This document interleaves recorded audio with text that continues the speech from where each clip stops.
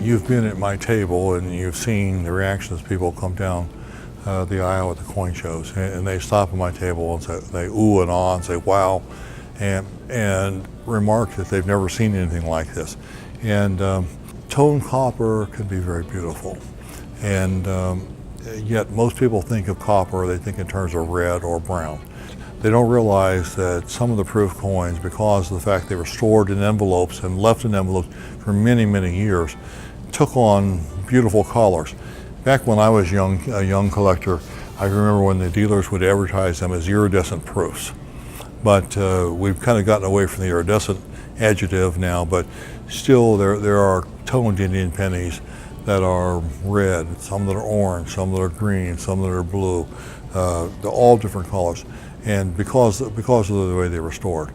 And they're just dramatically beautiful, and yet most people don't know they exist because there aren't that many of them.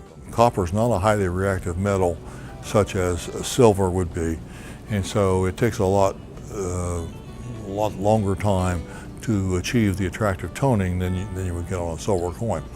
What I found was that, first of all, when people see those coins, they fall in love with them. So as a dealer many years ago, when I was running monthly price lists, I would buy a toned Indian penny anytime I could find it, because I would tell my customers it was the cheapest neat coin they could buy. They should just buy them and put them away.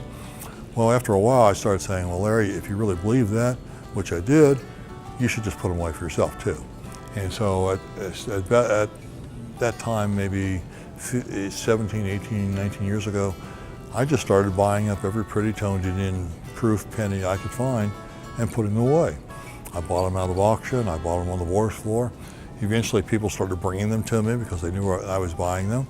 And at first I was just putting them away, without the idea of building a complete collection.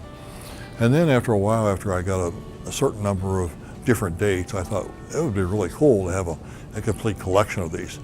And but at the same time, I didn't think that I actually would ever live long enough to do it, because I just figured there was probably some dates in the 1860s or 1870s that I would never find.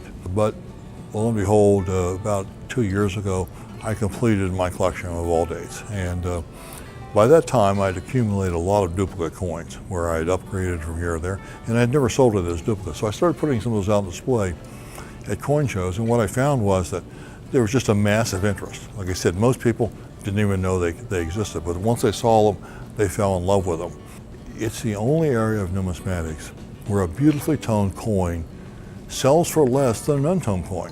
Everywhere else, you read about the beautifully toned coins setting record prices, whether that's in commemoratives or silver dollars or type coins or whatever.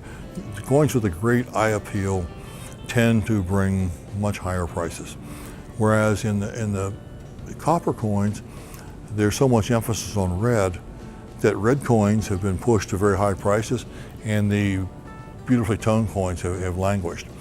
And so I think that's a tremendous opportunity for people to buy great coins at considerably less prices. I tell people when they look at certain Indian pennies in my case, if I price one, say, at $3,000, and they look at that and it sounds like a lot because price sheets are so low. But I tell them, well, that's a date where there were barber dimes, barber quarters, and barber halves made. And I can probably, over the course of a year, find you 100 barber dimes, quarters, or halves of that date with pretty toning, because they come beautifully toned. And you're going to pay more than $3,000 for every one of those without hesitation. But I might, in a year, not be able to find you one single penny like that. So on a comparative basis, I think they're still very undervalued. They're just gorgeous to look at. If you look at the populations, we're so conditioned now to looking at the PCGS population and saying, oh, there's only 50 of these coins, that's a low pop coin. Well, you look at a lot of these pennies, there's only 4 or 5 of these coins. And it would shock people to know that despite the fact that in all the barber issues, you look at any particular date, there's dozens of 67s graded. And if you look at the proof Indian pennies, you'll find that almost half of the series, there isn't a single proof 67 coin graded, other than just the 2 or 3 dates that come particularly nice. Most of the coins, if you look at the MS67 or proof 67 population, you're looking at 1, 2, 3, or 4 coins. And that, in any other series, that would be considered extremely rare. But in the pennies, you can buy an absolutely gorgeous, monster, beautiful coin with an extremely low population at still a very affordable price.